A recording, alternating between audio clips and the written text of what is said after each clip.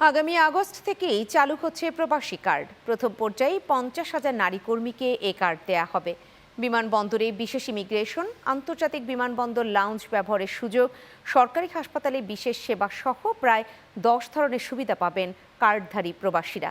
Saudi আরবের রিয়াদ থেকে Haruna রশিদের তথ্যচিত্রে ডেস্ক রিপোর্ট। প্রতি বছর কাজের সন্ধানে লাখো মানুষ পাড়ি জমান বিশ্বের বিভিন্ন দেশে। তবে বিদেশে যাওয়ার প্রক্রিয়া শুরু থেকেই কর্মস্থলে পৌঁছানো পর্যন্ত নানা হয়রানি ও প্রতারণার শিকার হন অনেকেই। প্রবাসীদের এসব সমস্যা দূর করতে এবার প্রবাসী কার্ড চালু করার উদ্যোগ নিয়েছে সরকার। এ কার্ডের মাধ্যমে ইমিগ্রেশন ও সরকারি হাসপাতালে বিশেষ সেবা সহ প্রায় 10 রকমের সুবিধা পাবেন প্রবাসীরা।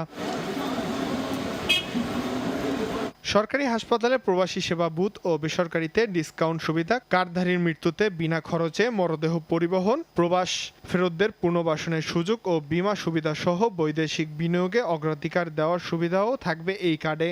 বিভিন্ন সুযোগ সুবিধা ইনক্লুড করে প্রবাসী কার্ড ওনারা দিবেন, যেটা সংসদে পাশ হয়েছে গত 3 দিন আগে। আমরা প্রবাসীদের পক্ষ থেকে বাংলাদেশ সরকারকে অভিনন্দন জানাচ্ছি। এই জন্য তাদেরকে বিমার টাকা ওই ফ্যামিলিকে দেওয়া হবে। এটা শুনে আসলে আমরা প্রবাসীরা যারা আছি আমরা এটা শুনে অনেক অনেক আনন্দিত। আমি বাংলাদেশ সরকারকে অনেক ধন্যবাদ জানাচ্ছি। তবে প্রবাসীরা বলছেন, প্রবাসী কার্ডের প্রকৃত সাফল্য নির্ভর করবে মাঠ পর্যায়ে বাস্তবায়নের উপর।